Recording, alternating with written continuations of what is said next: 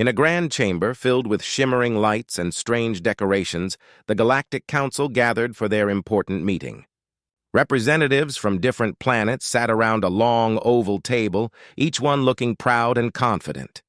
They came to discuss the so-called threat from Earth, a small planet filled with humans. The council president, a tall alien with green skin and many eyes, tapped the table to get everyone's attention. "Today we discuss the humans," he announced, his voice echoing in the large room. "They believe they can challenge us." Laughter erupted around the table. A short, round alien named Zorak, known for his sharp tongue, leaned forward. "Humans? They can barely handle their own technology. They think they are strong, but they are just monkeys with sticks."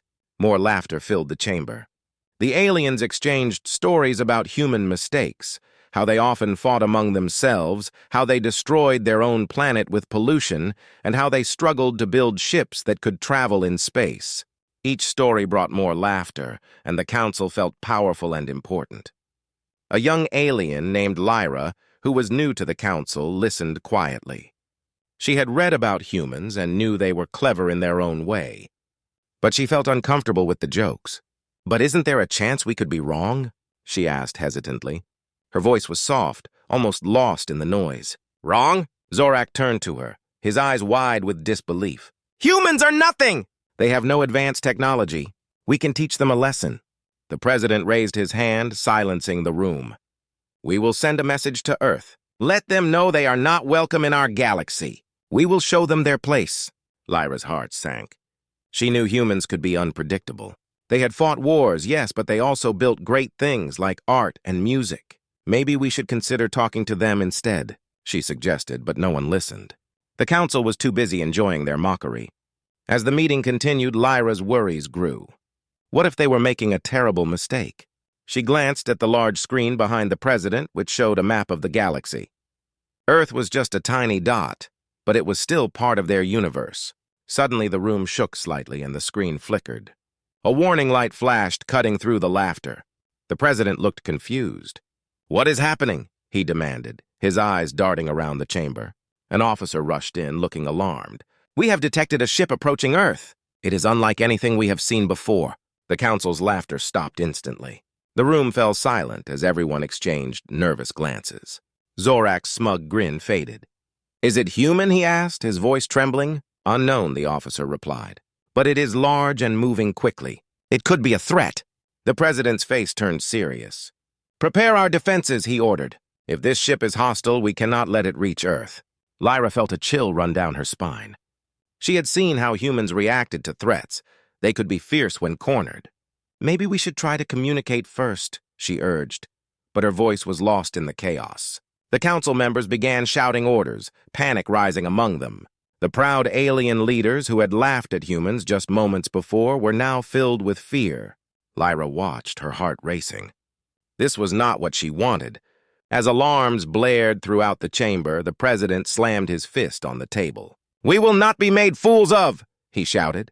"We will show this ship who is in charge." Outside, the unknown ship loomed closer to Earth. It was massive and dark, gliding silently through space. As it approached, a strange energy filled the air, and Lyra couldn't shake the feeling that something big was about to happen.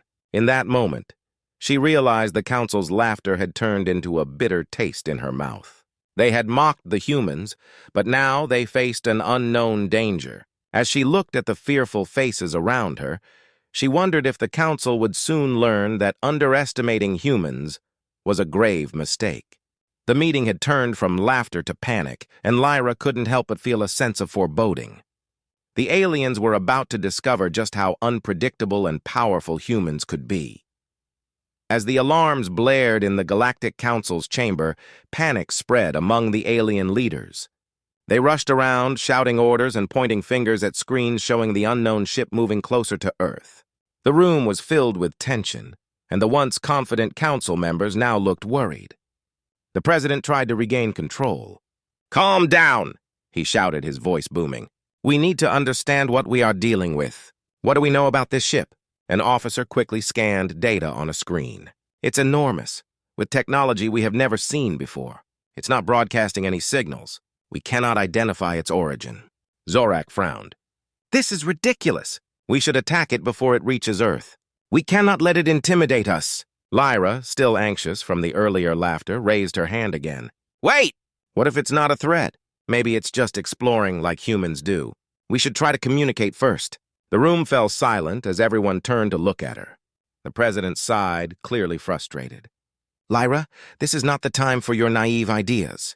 We need to protect ourselves! But before anyone could respond, the officer shouted, The ship is changing course! It's heading straight for the Earth's atmosphere. A collective gasp echoed through the chamber. The aliens watched the screen in disbelief. The mysterious ship began to glow, its surface shimmering with strange colors. It was like nothing they had ever seen. Is it landing? Lyra asked, her voice barely a whisper. The fear she felt was mixed with curiosity. She wondered what would happen next. Yes, the officer confirmed. It's descending toward a remote area on Earth. We need to act fast. The president's expression hardened. Prepare our fleet. We must intercept this ship immediately. We cannot let it establish a foothold on that planet. Lyra shook her head. No! If we attack, we might provoke them. Let's send a probe to communicate. They might be friendly. The council members exchanged glances, unsure of what to do. The tension in the room was palpable. Finally, the president nodded, albeit reluctantly. Fine. We will send a probe.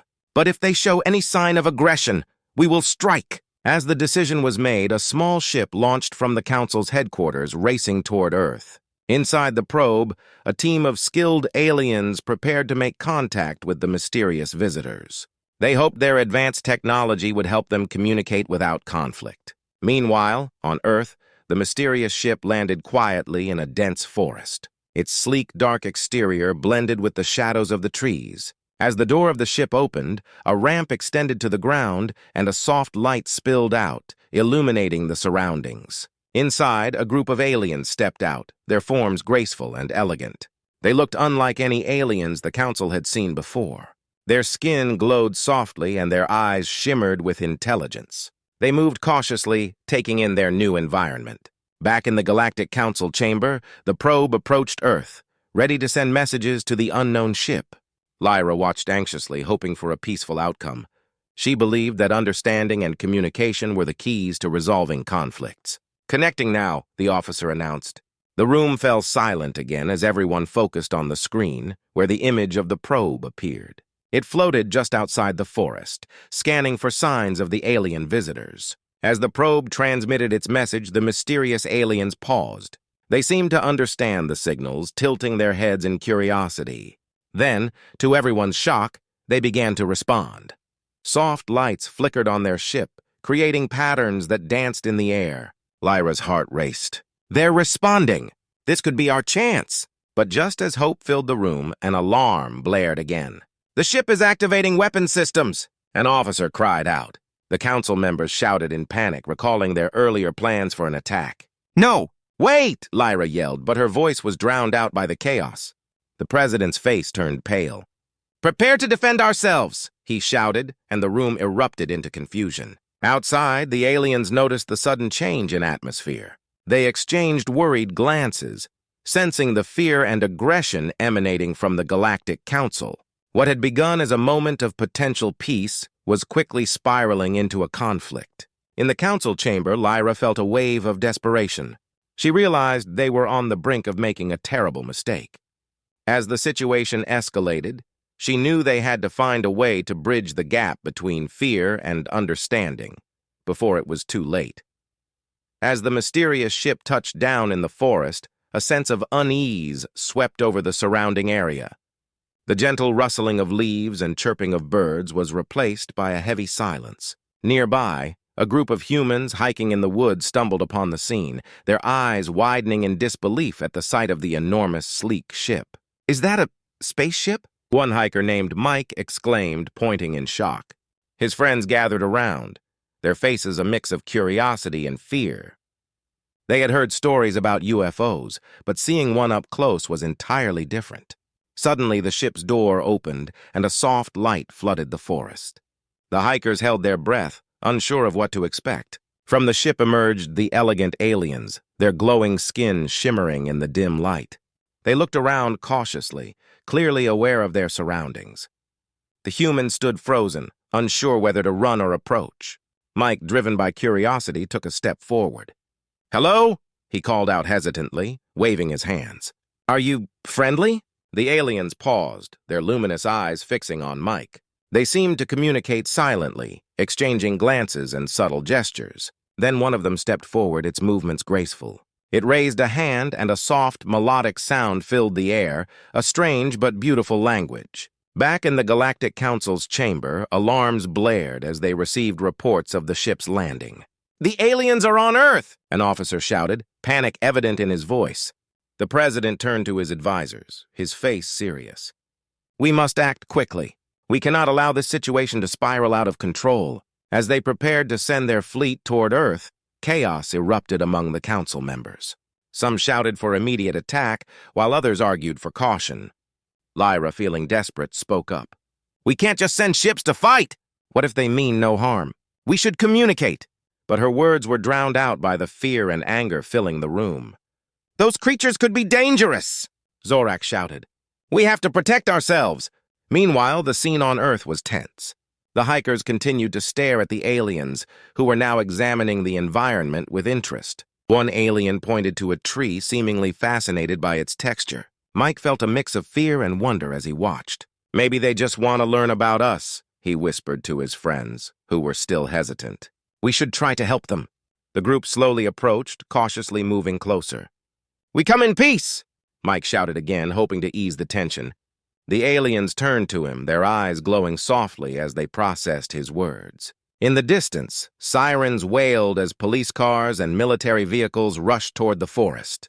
The news of the alien arrival had spread quickly, and soon crowds began to gather, their faces filled with a mix of excitement and fear. The atmosphere was thick with anticipation, but also dread. As the authorities arrived, they established a perimeter around the area.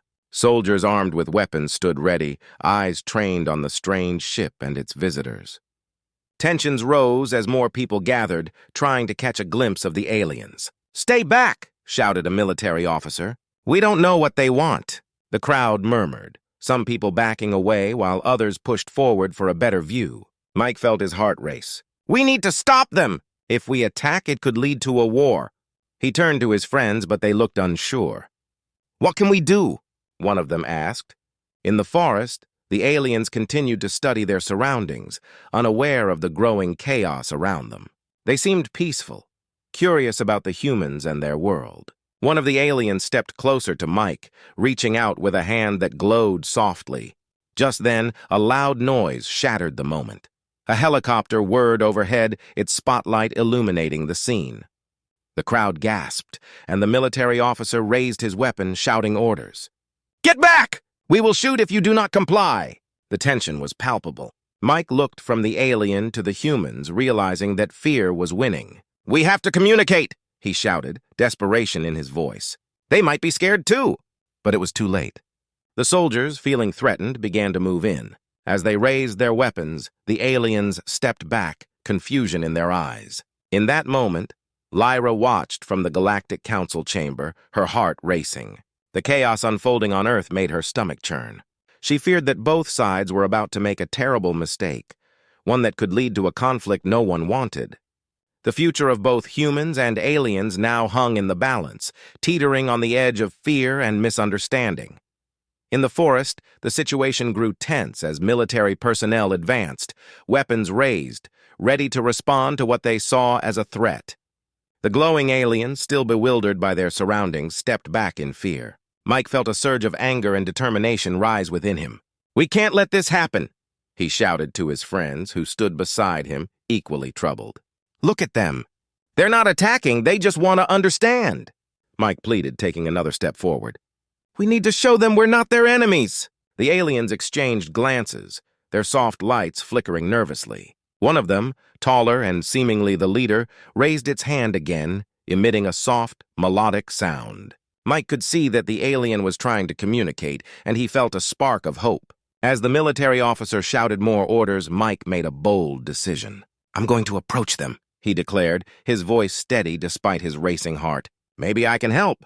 Without waiting for his friend's response, he moved closer to the aliens, raising his hands to show he meant no harm. "Please," he called out, looking into the alien leader's shimmering eyes. "We want to talk!" The officer in charge shouted. "Get back, civilian! It's too dangerous!" But Mike didn't listen. He took another step, his heart pounding in his chest. Seeing Mike's bravery, his friends reluctantly followed, forming a protective circle around him. The crowd watched in stunned silence as Mike reached out toward the alien leader. "We come in peace," he repeated, trying to sound calm. The alien leader tilted its head, clearly trying to understand. With a deep breath, Mike began to speak slowly, using simple words. "We are humans. We don't want to fight. We want to help." At that moment, a soldier near the military officer shouted, "They might be dangerous. We should attack now." Panic spread through the crowd as more people began to shout, unsure of what to believe. "Stop!" Mike yelled, his voice breaking through the chaos. "You're scaring them! They're not here to hurt us!" Suddenly, a bright flash illuminated the forest as the aliens responded. A wave of soft light enveloped the area, and the aliens began to move in sync, creating a beautiful pattern of colors in the air. It was mesmerizing, and for a moment, everyone paused to watch. As the light filled the forest, the soldiers hesitated, weapons lowered, captivated by the display. Mike seized the opportunity. "See? They want to communicate," he urged. "We need to show them we're friendly." The alien leader stepped closer to Mike, its glowing hand extending gently. The forest seemed to come alive with a soft hum, and for a brief moment, fear faded into wonder. Then, without warning, a loud noise erupted from the helicopter hovering above. It fired a warning shot into the air, a loud bang echoing through the trees. The crowd gasped and panic surged again. The military officer shouted, "Fall back! Get to safety!" In that instant, the atmosphere shifted. The aliens recoiled, their lights flickering wildly in response to the loud noise. Mike's heart sank as he watched fear replace the awe in their eyes. "No! Don't do this!" he screamed, but his words were drowned out by the chaos. Realizing the danger, the alien leader turned and raised its hand. A bright shield of light appeared around the aliens, protecting them from the chaos outside.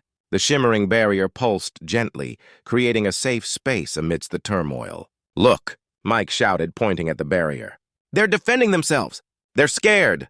The military officer's face twisted in anger. "We need to neutralize them!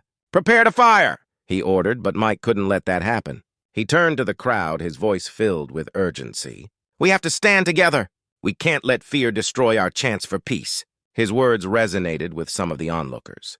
People began to shout for peace, urging the soldiers to reconsider. "We don't want a war!" one person cried. "Let's talk!" The military officer hesitated, caught between his orders and the growing voices of the crowd.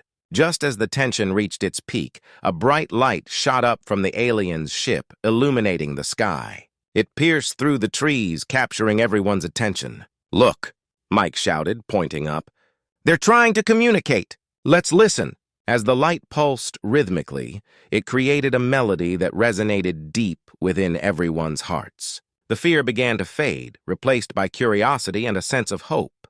Mike felt it too, a strong belief that communication could bridge the gap between humans and aliens. In that moment, as humans and aliens stood on the brink of a misunderstanding, Mike knew they had to choose a different path, a path of understanding rather than violence.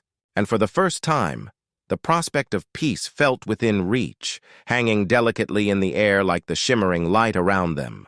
As the bright light from the alien ship pulsed gently in the sky, the atmosphere shifted once more. The crowd, which had been tense and fearful, began to calm down.